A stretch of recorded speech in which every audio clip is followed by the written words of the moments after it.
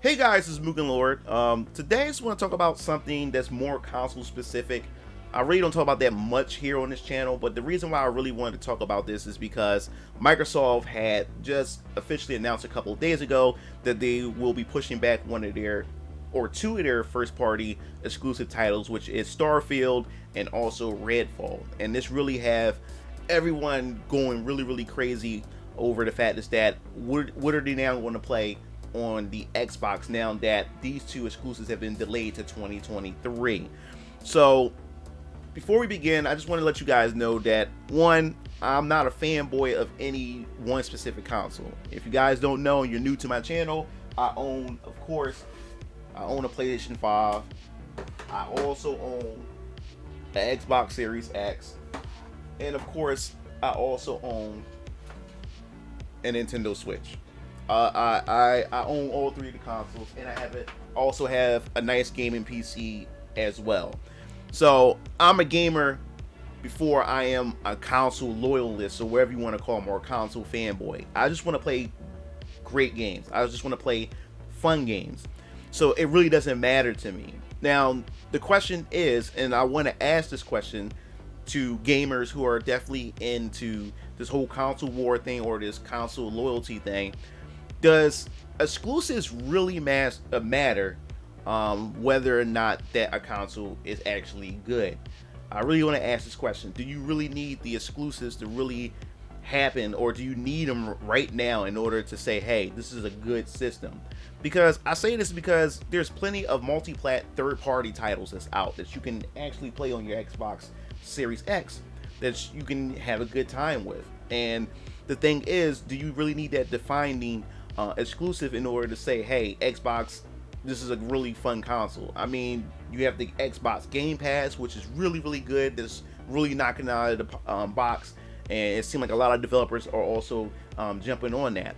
But is it exclusive? Does only the exclusives, is that the only criteria that you have to that you define whether or not a console is good? Because in my opinion, I feel as though that there's other things outside of whether or not that the console have exclusives.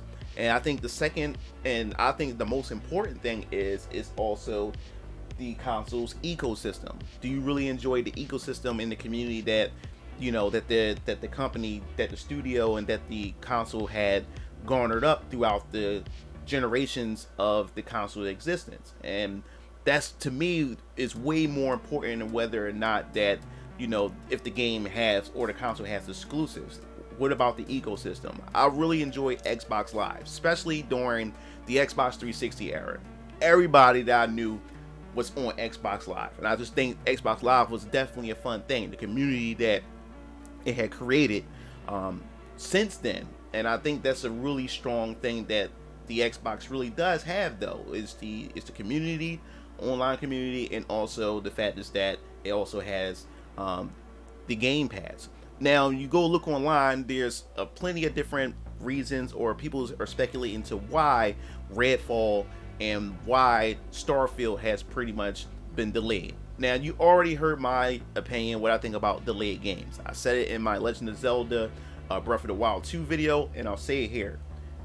A great gaming philosopher, Shigeru Miyamoto, said this: a delayed game can eventually become a good game, but a rush game will forever be a bad game, or remembered as a bad game, somewhere along those lines.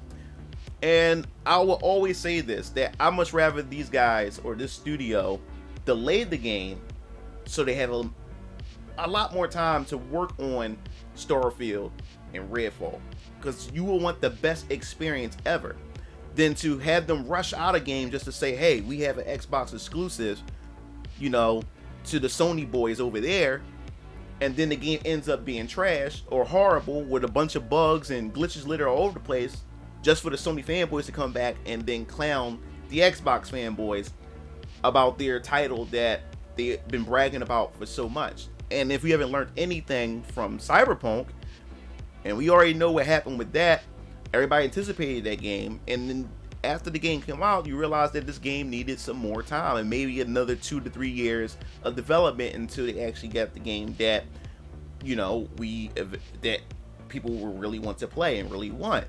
So I say the same thing about Redfield and Redfall and Starfield. Now Starfield has been in development or been talked about since 2013, I believe. So it's been quite some time since we ever had a chance to actually lay eyes on the game and actually know what the game is going to be all about. But everybody is really hyped surrounding this game, really hyped and really anticipating it. And now everybody is doom and gloom. Now you also have some developers that's speaking out against Microsoft about this delayed decision. One of the creators behind the original God of War series had also had some words to say about Phil Spencer and his leadership down at Microsoft about this delay. And the thing is, I believe that Microsoft does, deserve a bit of criticism, so there's no doubt about that. But I still respect the fact is that they're going to delay the game, especially after the stunt that Bethesda had pulled when it came to Fallout 76. That was a horrible launch, a horrible experience for the Fallout community, and it looks like that Bethesda want to take their time with this. We don't want another Fallout 76, and you don't want another Cyberpunk situation to happen. And then definitely people will never let that down. And that would also stain the reputation for Microsoft themselves and Bethesda Studios even more. And I also agree with Modern Vintage Gaming, MVG. He also said this too in a tweet, that he much rather them delay it than to have the employees and workers crunch 120 hours a week just to get a game out, just for it to end up failing anyway, because it still needed more time. And I think crunch is also a thing, and that type of culture is really unhealthy for the industry. So I'd much rather them and the employees have that time and not under pressure, not under stress, and they're able to actually give and create the game that they want to give to the Xbox community. So I really think that, people really need to sit back and really think about it. Like, do we really need, or do you really need an exclusive this year in order to say, hey, Xbox is a great console? Because what are you currently playing right now that you're enjoying on your Xbox Series X? What are you enjoying right now? If you're playing games right now without Starfield or Redfall, then what's the issue? Is there any other third parties that you're looking forward to, or indie games that you're looking forward to play, especially coming to the Game Pass, that you looking forward to play this year on the Xbox Series X? So I think Microsoft fans, I know it's hard to hear this, hard to understand this, or whatever, and I guess hell with me. What do I know? If you're currently enjoying the console right now, does that change anything? Will that stop you from enjoying the games that you're playing currently right now? That's what I'm wondering. That's what I want to know from you guys. Definitely let me know if you own an Xbox and you're an Xbox owner. I know it sucks, especially if you only own an Xbox. I understand how that would personally feel to you guys, but I just think there's more to than just exclusives. I give, for me, exclusives are an important asset, but it's not the end all be all, because I'll tell you this, there's one person that I was talking to about the PlayStation 5, and I say, yo man, I got a PlayStation 5, got an Xbox Series X, and I don't really play it that much. I really don't. And the more reasons why I don't play it much, because I got a gaming PC, and I've more so been doing everything on my PC, and I play my Nintendo Switch more than I play my Xbox Series X and the PS5. So I remember a Sony fanboy was saying that, how you not want to play your PS5 where there's some cool exclusives that's coming out, and they're out right now. So they was naming some games. They was naming the Ratchet and Clank. I don't care about Ratchet and Clank. I never played the Ratchet and Clank games back when they released on the PS2. My brother Keel Lancer is a big fan of Ratchet and Clank, but I really don't care for Ratchet and Clank, so that does nothing for me. Then they threw in God of War. I don't care for God of War. Never played the God of War games. I didn't even care about the recent God of War that released on the PS4. Didn't care about it. They mentioned Last of Us. I have Last of Us. Touched it for a little bit. Didn't care for it. I have a certain acquired taste for certain genres or certain games that appeal to me. So just because they have a bunch of exclusives, it doesn't mean since they're exclusive that it's automatically going to appeal to me. The Miles Morales game, even the Spider-Man games, didn't care for that as well. They look like great games, and I'm guarantee you that they play pretty good, but don't care for it. The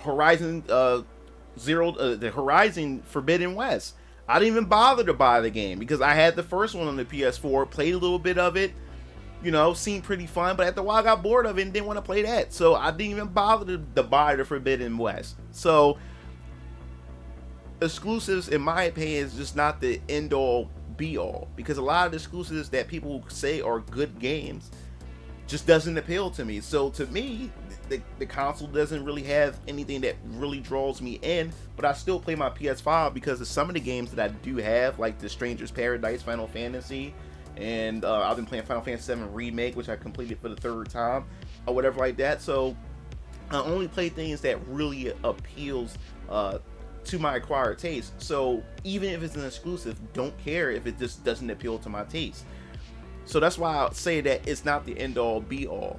And the delay for Starfield and also Redfall also speaks about where we at as far as the industry is concerned, about crunching and about how long it takes for these games to be developed and how much manpower it takes and how many years now in the part that these games take in order to be able to push these games out at a fashionable time, especially when fans are more so waiting for these.